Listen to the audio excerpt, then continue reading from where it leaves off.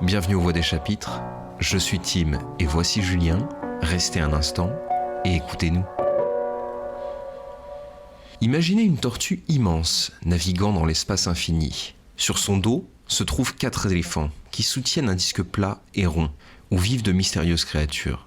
C'est ce monde que nous allons pénétrer aujourd'hui et qui est compté dans les annales du Disque Monde.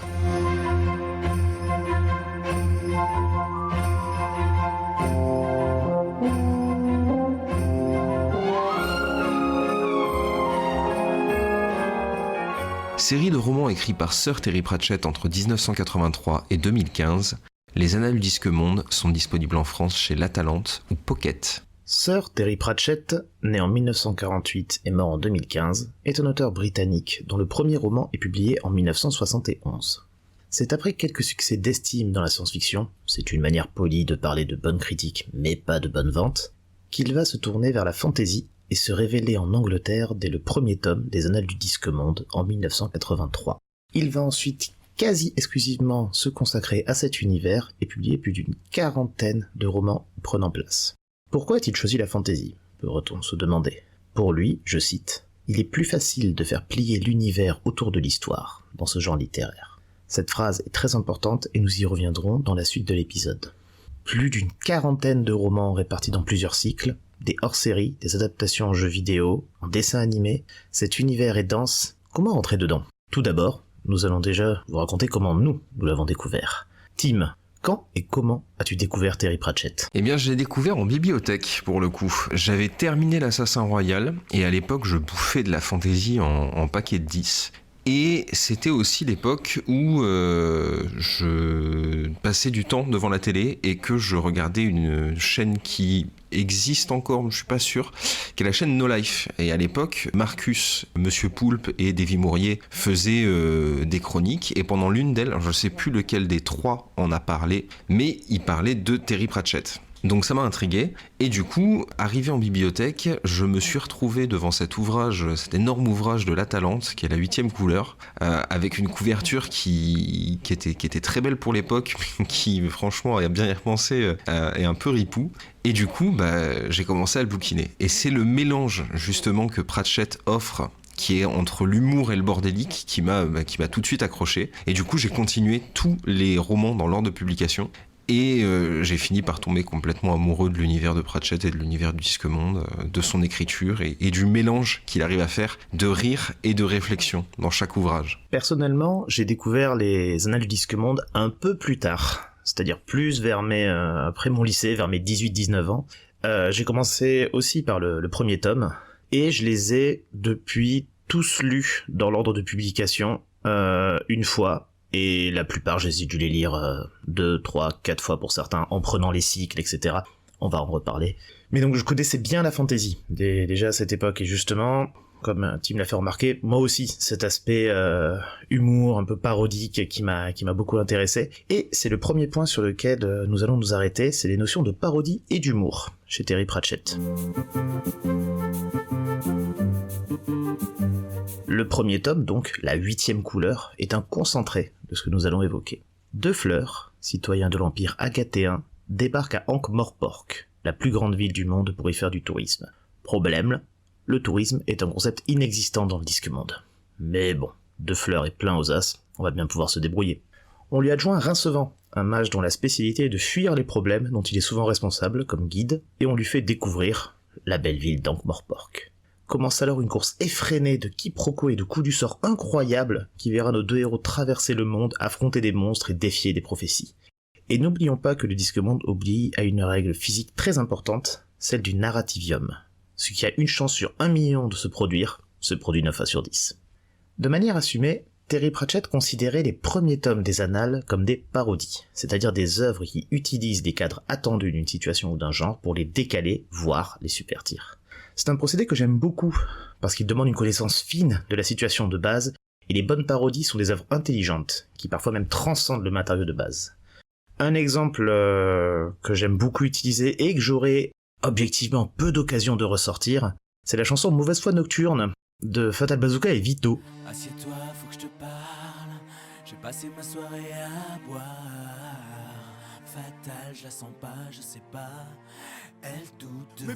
Cette chanson, qui est donc une parodie de la chanson Confession nocturne de Diams et Vita, en dehors du fait qu'elle est très drôle, chaque situation est extrêmement drôle, on va pas faire un résumé parce qu'elle dure 3 minutes et que si vous la connaissez pas déjà par cœur, courez l'écouter.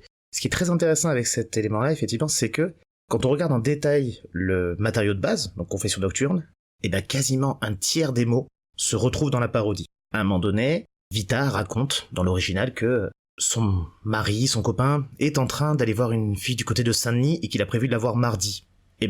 Dans la parodie, Vito, qui craint que sa femme sache qu'il la trompe, explique qu'il se fait suivre par son frère Denis et qui a même prévu de lui casser la gueule mardi. Voilà. Donc c'est juste un exemple intéressant des parodies qui justement utilisent extrêmement bien le matériau. Finalement, une parodie doit être une œuvre qui existe en elle-même, mais qui se révèle quand le lecteur connaît aussi le matériau de base. Confession nocturne, c'est très drôle quand vous connaissez, mais c'est encore plus drôle quand vous connaissez le matériau originel. Deuxième notion, l'humour. Les Annales du Disque Monde, c'est drôle. Extrêmement drôle. Imaginez un humour type Monty Python, mais sans aucune limite physique. Un humour absurde poussé parfois à l'extrême, et des jeux de mots constants. J'en profite ici pour lâcher toutes mes félicitations à Patrick Couton, qui est le traducteur en français des romans de Terry Pratchett, qui a fait un travail impressionnant et qui, je pense, fait beaucoup pour l'appréciation qu'on peut en avoir, en tout cas en France. Big up Patrick. On peut noter aussi l'utilisation de notes de bas de page pour proposer des commentaires ou des digressions créant parfois une histoire dans l'histoire, et le détournement de lieux communs. Ça fait partie des éléments qu'on retrouve dans tous ces livres. Dans les premiers romans des Annales, l'humour repose également et énormément sur les péripéties, c'est-à-dire les événements qui s'enchaînent sur des héros qui subissent et réagissent avec plus ou moins de bonheur sans avoir le temps de respirer. Ce côté très bordélique de l'intrigue, couplé à des références constantes à plein de clichés ou œuvres de fantasy, font que, si vous êtes intéressé par les Annales du Disque Monde, je ne vous conseille pas forcément de démarrer par le début, car l'œuvre de Terry Pratchett va évoluer sur plusieurs points, et on va voir ça de suite. Au fur et à mesure des Annales, Terry Pratchett donne l'impression de prendre de l'assurance, de plus assumer ses positions et le pouvoir des détournements, du décalage, bref, des mots en général. Pour faire un lien avec un précédent épisode, on va continuer à dire du mal des elfes, tel que présenté par l'auteur dans le roman Nobliaux et sorcières de 1992. Les elfes sont étonnants, ils suscitent l'étonnement. Les elfes sont merveilleux, ils apportent l'émerveillement. Les elfes sont fabuleux, ils génèrent des fables. Les elfes sont séduisants, ils dégagent la séduction. Les elfes sont enchanteurs, ils appellent l'enchantement. Les elfes sont terribles, ils inspirent la terreur. Les mots ont ceci de particulier que leur sens peut se distordre comme un serpent. Et quand on veut trouver des serpents, il suffit de les chercher derrière des mots qui ont changé de sens. Personne n'a jamais dit que les elfes étaient gentils. Les elfes sont méchants. Il y a, je pense, 2 choses à retenir ici. C'est déjà que Terry Pratchett utilise les elfes du folklore anglais d'origine, et pas ceux de Tolkien. C'est-à-dire, dans le folklore anglais, les elfes sont des créatures sans scrupules, qui kidnappent les enfants pour les remplacer par des versions d'eux-mêmes. Des êtres cruels, mais bon, qui sont toujours beaux, ça reste un global de la logique de l'elfe. À noter aussi l'idée que même si les mots changent de sens, leur pouvoir reste entier. Ce pouvoir qu'ont la littérature et les histoires de changer le monde reste une thématique majeure dans toute son œuvre. Ça rajoute à l'émerveillement finalement, toute cette logique-là. Rappelez-vous cette citation évoquée il y a quelques minutes. Terry Pratchett utilise la fantaisie car, je recite, « Il y est plus facile de faire plier l'univers autour de l'histoire. » Pour lui, la fantaisie comme genre créateur d'univers permet, à travers l'exagération des situations et le pouvoir du narrativium, de développer des thèmes personnels et parfois même politiques. Au fur et à mesure des romans, Terry Pratchett va créer des personnages qui vont devenir récurrents dans les annales. Ceux-ci vont être les protagonistes de plusieurs romans, donnant naissance à plusieurs cycles. Très peu de romans peuvent finalement être considérés comme indépendants. Si cependant vous ne souhaitez pas vous lancer dans une grande saga et voulez démarrer avec un livre qui se tient tout seul, je vous conseille Les Petits Dieux de 1992. Alors qu'il bêche des melons, l'apprenti prêtre Frangin entend la voix du dieu créateur du monde, Hom. Cependant, la révélation n'a rien de grandiloquent quand il comprend que la voix ne vient pas du ciel mais du sol, et plus particulièrement d'une vieille tortue borgne, un peu bizarre. Cette tortue divine a besoin de lui pour empêcher la prochaine croisade. Ce roman condense selon moi beaucoup des qualités de l'œuvre de Terry Pratchett. C'est drôle, absurde, et bourré de réflexions assez fines sur, disons, les errances des religions comme institutions politiques et dogmatiques. Et sans en faire des tonnes, l'auteur délivre un beau plaidoyer pour la tolérance. Cette question de la tolérance est centrale chez Terry Pratchett à travers le héros du plus gros cycle des annales, en quantité de romans, le personnage du flic Sam Wimmer, apparu pour la première fois dans Hockey en 1989. On rentre ici dans la logique du cycle dont je parlais précédemment. Sam Wimmer est commissaire dans le guet d'Ankh-Morpork, une institution devenue inutile dans un système où les guildes gèrent l'ordre de la cité. Les voleurs ont leur permis et des quotas, et même les assassins tiennent des comptes et proposent même des cartes de fidélité. Un complot va cependant remettre le guet sur le devant de la scène.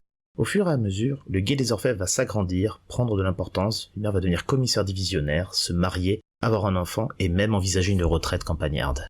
Devenu aux yeux du patricien, le dirigeant subtilement tyrannique de la ville, la vitrine rêvée des changements de la société, le guet va accueillir au fil des romans des agents de plus en plus bigarrés. Trolls, gargouilles, nains, gnomes, zombies, missionnaires religieux, le genre qui tape aux portes avec les prospectus, et même une louve-garou. Perdu au milieu d'intrigues complexes dans la pure tradition du Ki-Café, si vous n'avez pas compris ce que je viens de dire, je vous invite à écouter l'épisode précédent. Wimmer, réticent à ces changements, sait que le train du monde continue avec ou sans lui, et apprend à s'adapter dans un univers en constant mouvement. Ce cycle est peut-être le plus politique des annales en évoquant frontalement les questions de race et de mémoire. Pratique dans un monde où le concept de race a vraiment un sens. Et joue beaucoup sur le guet et le groupe comme écosystème et symbole de la société et de son évolution. Toute ressemblance avec le monde réel serait évidemment fortuite. Un autre cycle que j'aimerais évoquer commence avec Mortimer, roman de 1987, celui qui met en scène la mort, avec une majuscule s'il vous plaît, personnage central des annales du Disque-Monde.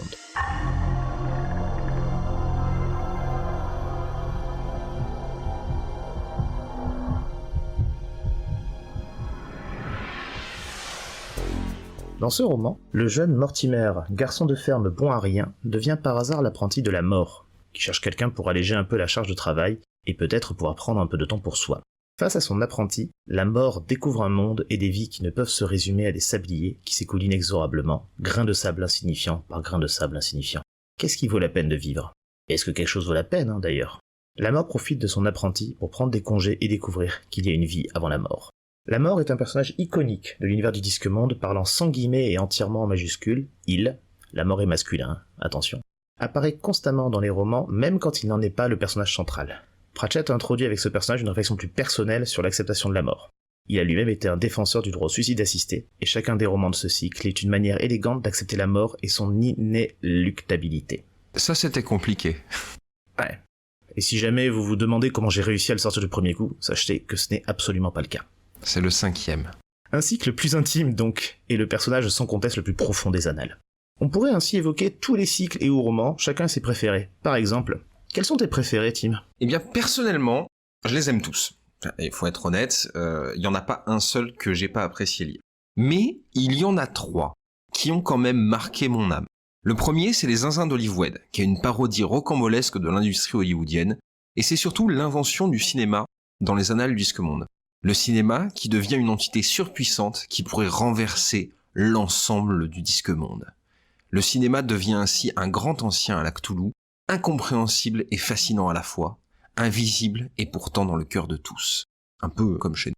Et il y a surtout le producteur des futurs films, Planteur Je me tranche la gorge, qui est un personnage qui va passer l'entièreté de tout le livre à vouloir mettre des éléphants partout dans ses films ou dans la vie, parce qu'il est persuadé que les éléphants apporte quelque chose, j'ai jamais vraiment compris pourquoi. Mais du coup, ça a donné lieu à ma citation favorite de Pratchett, que je n'arrive jamais à retrouver, et que donc je paraphrase simplement en disant « Rajoutons 1000 éléphants ». Après celui-là, il y a aussi 3 sorcières qui revisitent avec brio les intrigues shakespeariennes, en déformant les phrases les plus iconiques, « être ou ne pas être », enfin voilà. Macbeth et les différentes œuvres de Shakespeare vont passer dans la moulinette. C'est aussi un ouvrage qui permet de retrouver les sorcières Mémé sur du temps, qui est la sorcière qui est un peu vieille acariâtre, la nounou Hogg, qui est la matriarche bonne vivante, et Magra Goussedaille, qui est la sorcière un peu gamine inexpérimentée, dans une intrigue où le prince perdu du royaume de l'Ancre va revenir et récupérer son trône de la manière la moins attendue possible. Ça force la réflexion sur ce qu'est un pays, sur ce qu'est un peuple, et au final, ce que doit être un dirigeant. Le dernier, c'est le fabuleux Maurice et ses rongeurs savants, qui vient juste d'être adapté en film, il est sorti je crois il y a 2 semaines, sous le nom de Maurice, le chat fabuleux. Rats! You've got rats! Rats! Twitching noses, cunning faces, hiding in the strangest places, always gnawing, clawing, picking, climbing, jumping, squealing, squeaking! On l'a pas vu, je sais pas du tout ce qu'il vaut, donc on va pas en parler. Mais il propose une histoire qui est totalement annexe aux autres cycles et aux autres romans du Disque Monde, avec une parodie du conte du joueur de flûte de Hamelin. Sauf qu'ici, c'est un gamin qui sait pas trop ce qu'il fait, et les rats qui jouent les envahisseurs, qui sont eux dirigés par un Maurice, donc chat sarcastique et grinçant, qui rend la lecture jubilatoire. Et celui-là, cet ouvrage-là, on peut vraiment le mettre entre toutes les mains, peu importe l'âge. C'est l'ouvrage de Pratchett où l'écriture est la plus simple et la plus accessible. On voit avec ces exemples et le fait que Tim et moi n'avons pas forcément les mêmes livres préférés, ça montre une force, je trouve, des annales, qui est de proposer de suivre différents personnages au sein d'un univers cohérent. C'est-à-dire qu'effectivement, vous aimez le policier, vous pouvez aller faire un tour chez Sam Wimmer. Vous aimez comment peuvent s'appliquer la nouveauté, les nouveautés du monde, dans un univers de Media Fantasy, vous suivez tout le cycle qui commence avec les Zinzins d'Olivoide, justement. Enfin voilà, beaucoup de choses sont possibles. Vous voulez des parodies d'Hamlet, vous allez suivre Bébé Sire du Temps. On n'est jamais obligé d'ingurgiter les 40 tomes, finalement, pour tout prendre. Et c'est vraiment, je trouve, une des grandes qualités de ce cycle, parce que c'est souvent un peu le problème que les gens peuvent avoir avec la fantasy en général, de se dire tiens, ça m'intéresse, et c'est parti pour 25 tomes. On a parlé de la 40aine de tomes, mais parlons aussi de l'univers étendu. Il existe plusieurs hors-séries pour approfondir l'univers, mais qui peuvent tout à fait être lus à part. La patte de Terry Pratchett est présente partout, ce qui permet de mettre en avant la cohérence de l'univers qui s'étend sans s'étaler. En dehors des cartes du monde et autres encyclopédies thématiques ou livres de cuisine, je tiens à signaler les 4 tomes de la science du Disque Monde, un mélange d'encyclopédie et de romans, où les mages de l'université de l'Invisible découvrent un mystérieux monde, un globe-monde, qui tient dans l'espace sans tortue ni éléphant géant, et où les règles du narrativium ne s'appliquent pas. Les mages vont se mettre à étudier ce mystérieux astre. La science du Disque Monde ne parle finalement pas de leur monde, mais de la Terre. Mi-roman, mi-vulgarisation scientifique, ce livre est une formidable porte d'entrée dans les joies de la physique, quantique ou pas, de la théorie de l'évolution ou de l'histoire de la formation du globe terrestre. Et on va finir avec les adaptations. Un fidèle auditeur, que l'on salue, nous a demandé pourquoi nous n'avions pas évoqué l'adaptation d'Artemis Fowl par Disney, sortie en 2022. Nous lui avons répondu que nous n'allions pas parler systématiquement des adaptations de nos œuvres favorites au cinéma ou en série, parce que, on ne pouvait pas passer notre temps à tirer sur l'ambulance et faire remarquer que souvent, c'est décevant. Hein. En tout cas, on va pas dire ça chaque semaine. Dans le cas du Disque Monde, on va en parler parce que les adaptations sont plutôt cool. Je vais évoquer par exemple Discworld, jeu vidéo sorti sur PC en 1995, où l'on incarne le mage Rincevant, dans une histoire originale où il enquête sur un mystérieux complot visant Ankh-Morpork.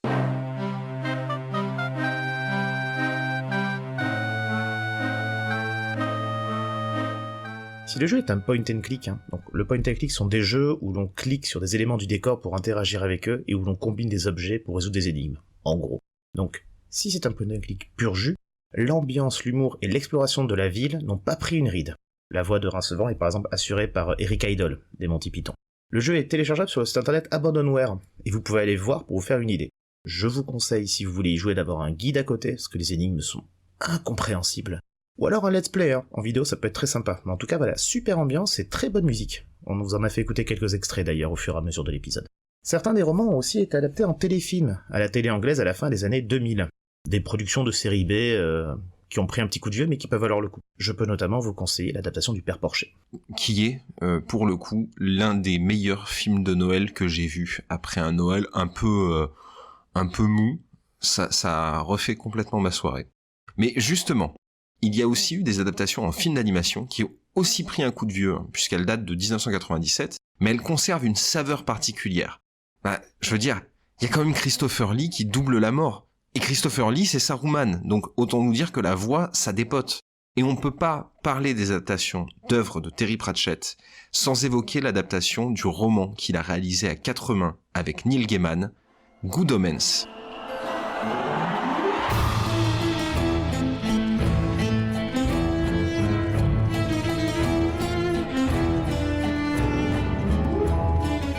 Qui est paru en 1990 et qui est aujourd'hui une série Amazon.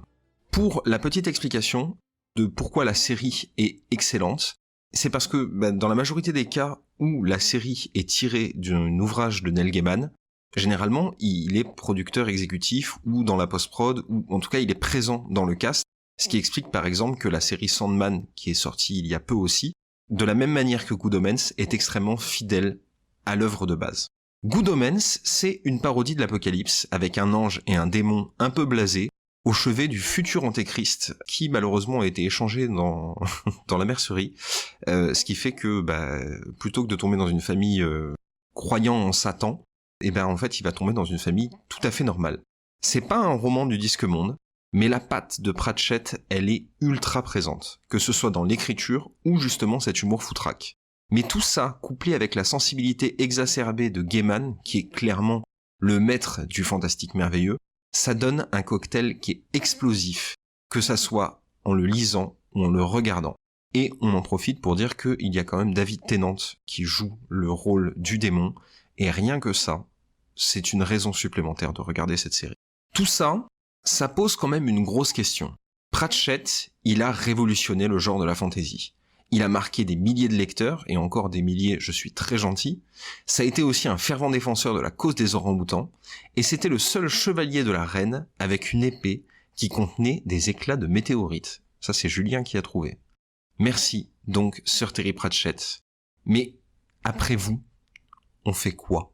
Il en a fallu du temps pour trouver des auteurs qui ont suivi la veine de Pratchett, mais voici les livres et auteurs à découvrir si vous désirez retrouver la flamme du disque monde. Le premier, c'est Douglas Adams, qui est l'auteur de H2G2, qui est une trilogie en 5 volumes. Allez comprendre. Mais qui fait preuve au moins autant d'humour et de brio dans son écriture que Terry Pratchett. Justement, H2G2, il a un 6e tome qui a été écrit par un autre auteur que nous vous conseillons, c'est Eowyn Colfer. Là encore, dans la suite de Pratchett, il est surtout connu pour la série Artemis Fowl, on en a déjà parlé dans l'épisode sur le fantastique. C'est aussi l'un des dignes successeurs, puisqu'il a pris les traits sarcastiques et l'intelligence de la plume.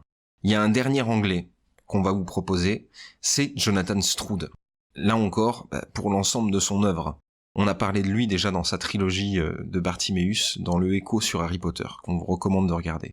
Dans les Américains, on peut retrouver Scott Lynch, qui est un pont à lui tout seul entre le sérieux et la profondeur de l'Assassin royal de Robin Hobb et l'humour déluré et décalé de Pratchett. Enfin, en auteur français, on ne peut que saluer et applaudir Karim Berouka, qui à lui seul a décidé de casser les jambes de la fantaisie avec Feywild et Guillotine, du post-apo avec le Club des Punks contre l'apocalypse zombie et le mythe Lovecraftien avec Celle qui n'avait pas peur de Cthulhu. À chaque fois, avec une écriture incisive et hilarante. Chaque ouvrage, c'est une promesse pour la rigolade et l'aventure. En conclusion, les Annales du Disque Monde sont un exemple intéressant d'une fantasy dont la définition serait, pour paraphraser celle que nous avions donnée de la science-fiction, parler d'un autre monde pour parler du présent. Comme le dit Terry Pratchett, la fantasy c'est voir le monde depuis un autre point de vue. Un décalage salutaire et une invitation au voyage à la réflexion dans des œuvres drôles et faussement légères. Nous avons donc terminé avec cet épisode, un premier voyage dans cette nouvelle formule, et on espère que ça vous a plu. La semaine prochaine, on vous présente Full Metal Alchemist. Vous serez les bienvenus au voie des chapitres.